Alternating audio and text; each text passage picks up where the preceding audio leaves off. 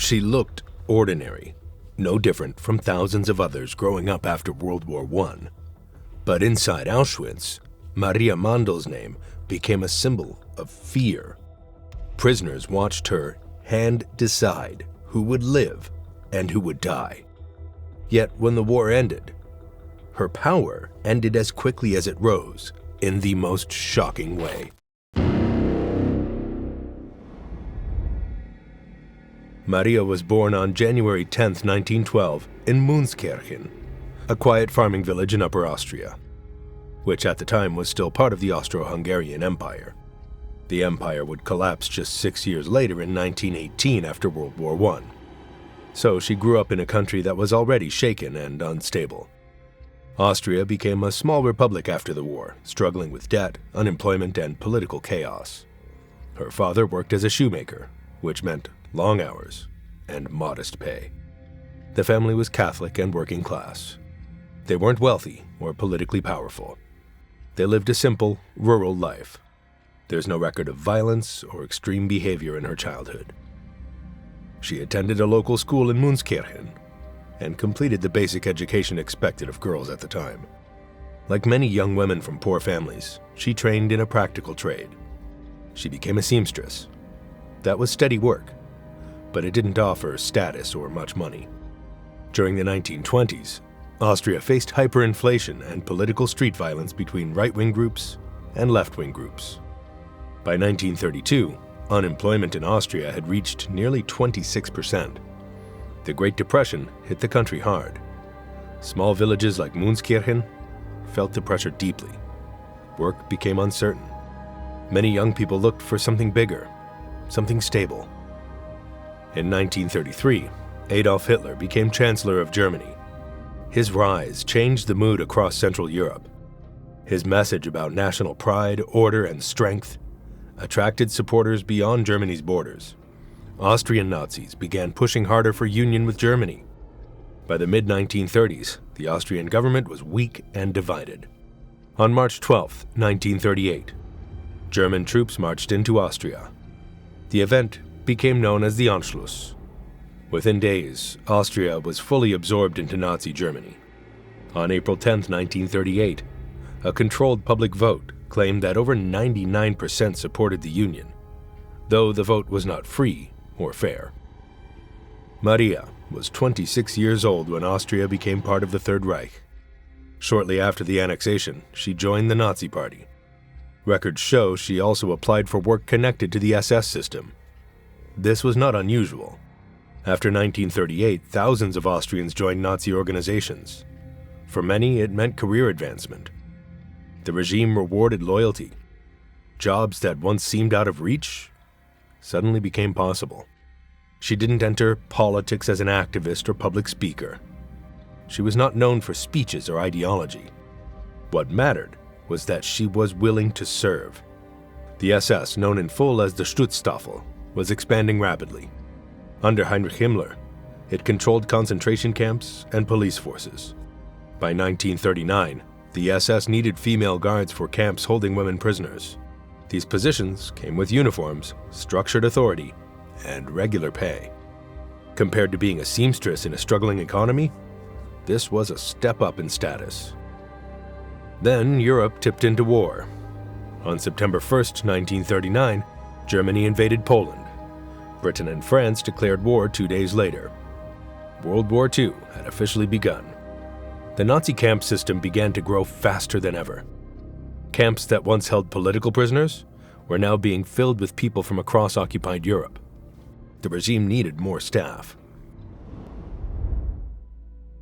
So Maria began service at Ravensbrück concentration camp, located about 90 kilometers north of Berlin. Ravensbrück had opened in May 1939 as the main concentration camp for women in Nazi Germany. It quickly became the central training ground for female SS guards, known as Aufseherinnen. By the end of 1940, the camp already held more than 4,000 women. That number would rise dramatically during the war. The prisoners came from many countries. Germans who opposed the Nazi regime were among the first inmates. Soon, Polish women arrested after Germany invaded Poland arrived in large numbers. Later came French resistance members, Dutch political prisoners, Soviet women captured after 1941, Jewish women from across Europe, Roma women, and Jehovah's Witnesses who refused to pledge loyalty to Hitler.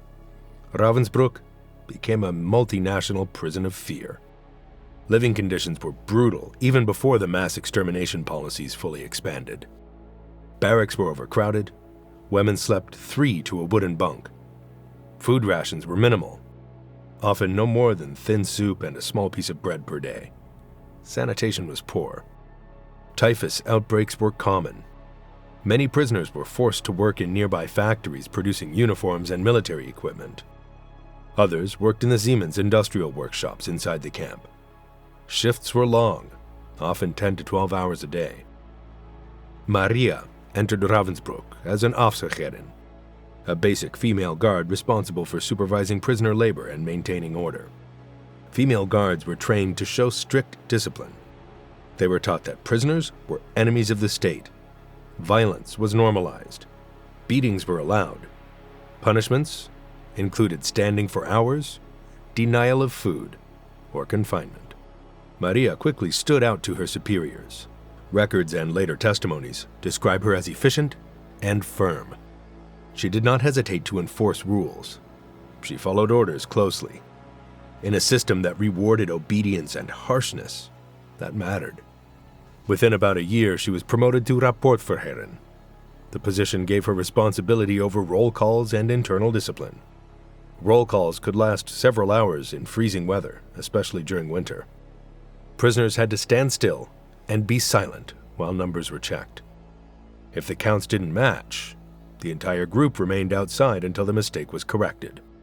Women who collapsed from exhaustion were often beaten. Some died where they stood. During this time, Ravensbrück also became the site of medical experiments.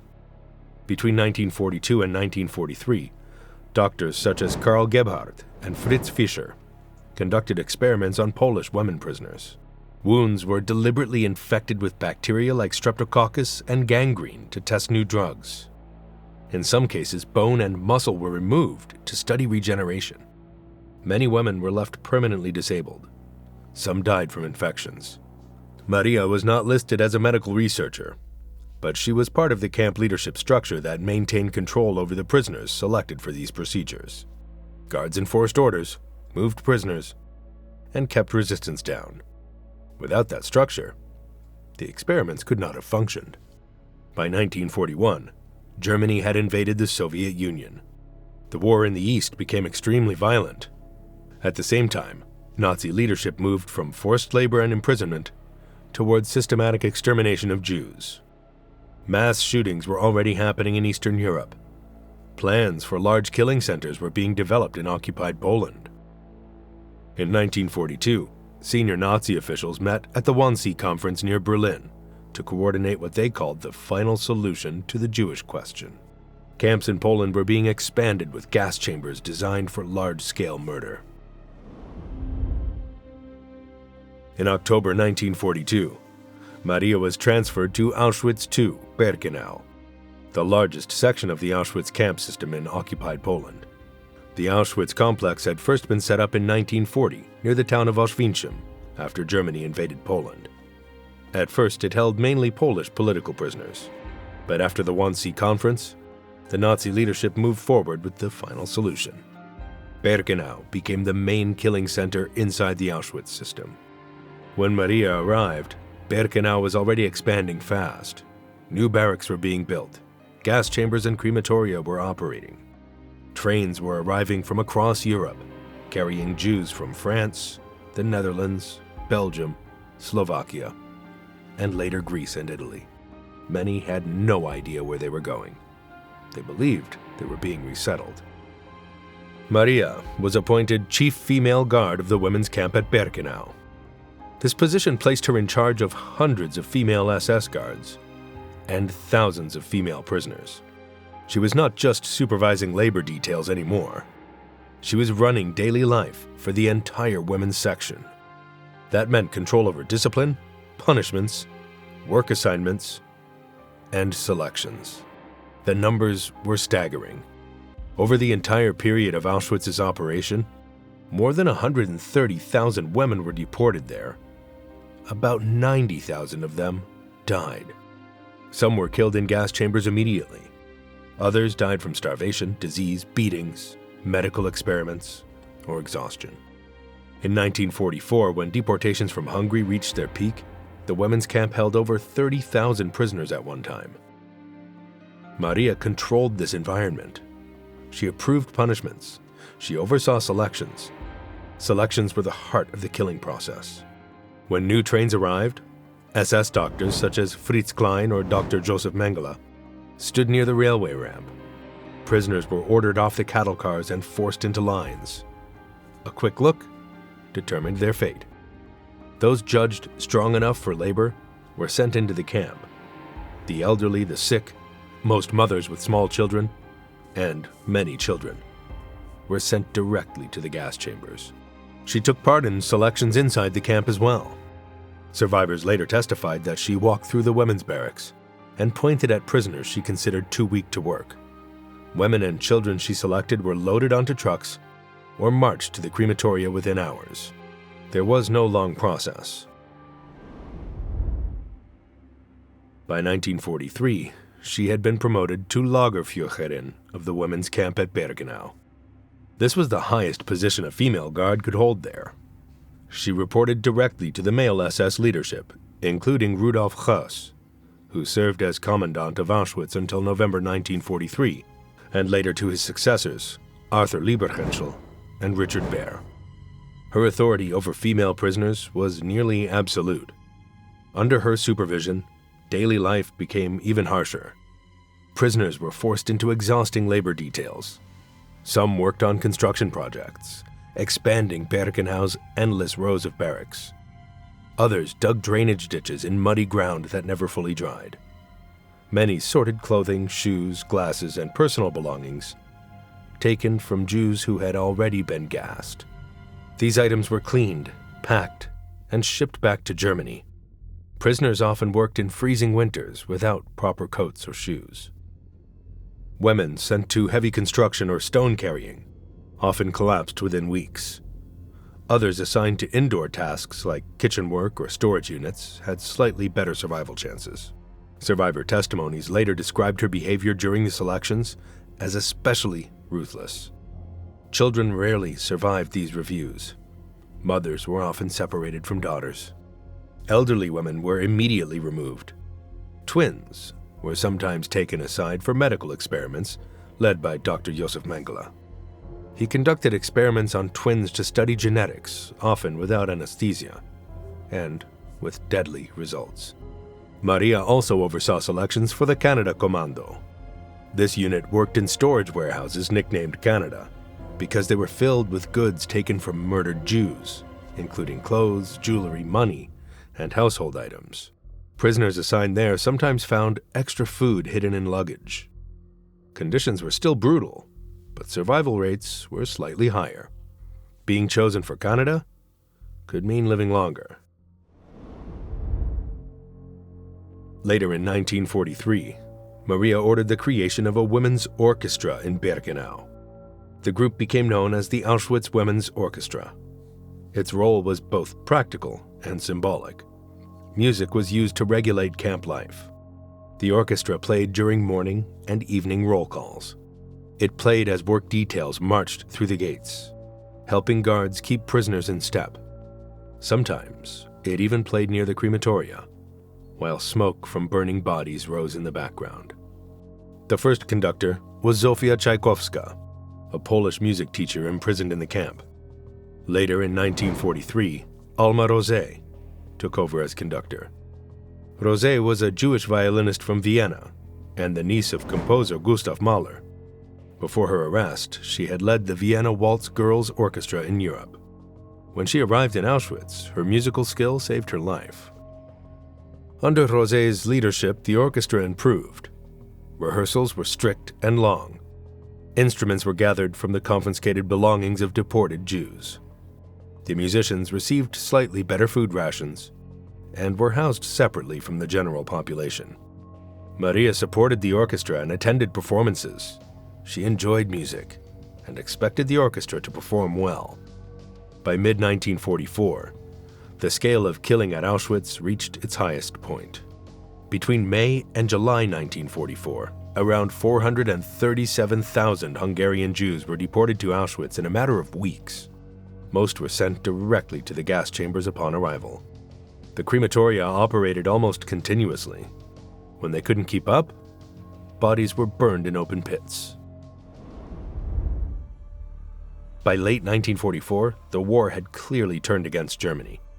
The Soviet Red Army was pushing west after major victories in battles like Stalingrad in 1943 and Operation Bagration in the summer of 1944, which crushed German forces in Belarus. By the autumn of 1944, Soviet troops were moving through eastern Poland. The sound of artillery was getting closer to Auschwitz. Inside Auschwitz II-Birkenau, the SS leadership understood that the camp could soon fall into enemy hands. That meant evidence. Buildings, documents, witnesses. All of it could expose what had been happening since 1940, and especially since the mass extermination program expanded in 1942. In November 1944, Heinrich Himmler ordered the gas chambers at Auschwitz to stop operating and to be dismantled. This was not an act of mercy. It was about hiding crimes. Crematoria 2 and 3 at Birkenau were partly dismantled. On January 20th, 1945, just days before Soviet troops arrived, SS guards blew up Crematoria 2 and 3 with explosives. Crematoria 4 had already been damaged during a prisoner revolt in October 1944. Documents were burned in large quantities. Files were destroyed. The SS tried to erase traces of mass murder. Maria remained in her position at the women's camp until January 1945. Even as the destruction of evidence was underway, daily life inside the camp stayed brutal. Prisoners were still starving. Disease was still spreading. There was confusion, but there was no relief. On January 17, 1945, the SS leadership ordered the evacuation of Auschwitz. The next day, January 18, the mass evacuation began. Around 56,000 prisoners from Auschwitz and its subcamps were forced to leave on foot. These evacuations later became known as the Death Marches. Prisoners were marched west toward camps inside Germany, including camps like Gross-Rosen and camps in the Dachau system.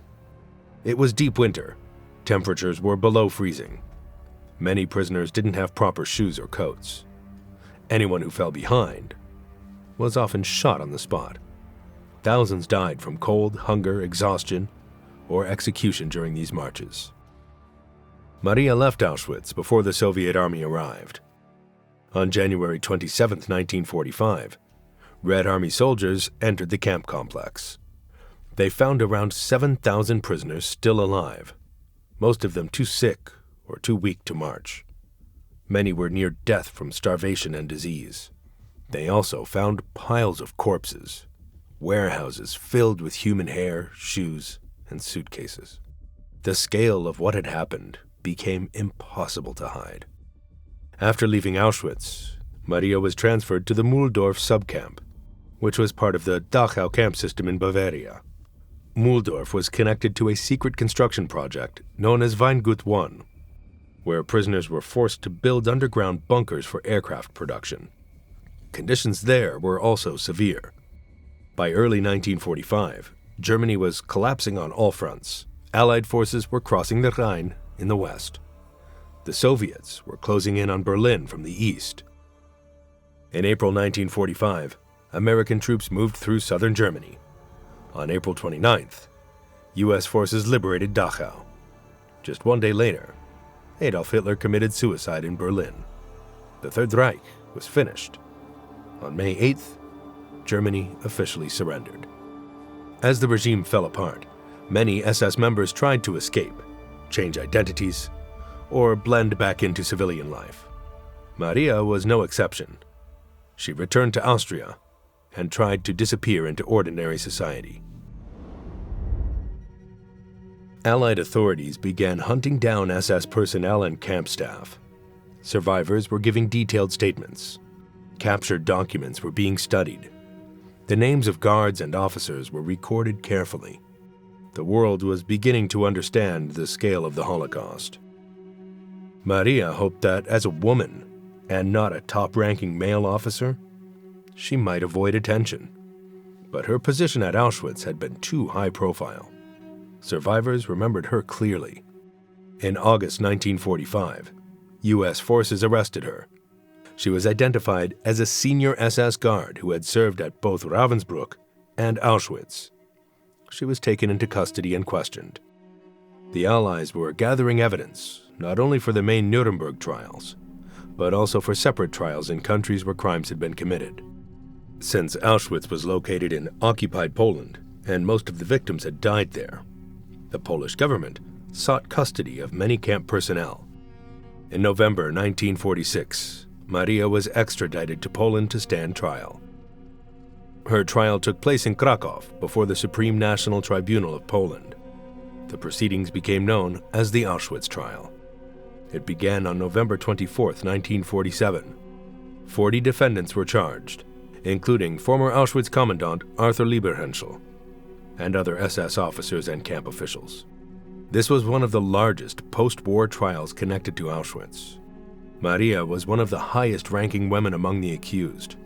The charges against her were severe. They included participation in selections that sent prisoners to the gas chambers, direct involvement in mass murder, abuse and mistreatment of prisoners, and crimes against humanity. During the trial, former prisoners testified in detail. The court reviewed camp documents, transport records, and administrative files. On December 22, 1947, the Supreme National Tribunal delivered its verdict. Several defendants received death sentences. Maria was also sentenced to death by hanging. There would be no long appeals. The crimes were clear. The court moved quickly. She was executed on January 24, 1948, at Montelupec prison in Krakow, at 36 years old. Reports describe her execution as quick. There was no long delay between sentencing and carrying out the punishment. The tribunal had concluded that the scale of the crimes required the highest penalty under Polish law. With her death, one of the most powerful female figures in the Auschwitz system was gone.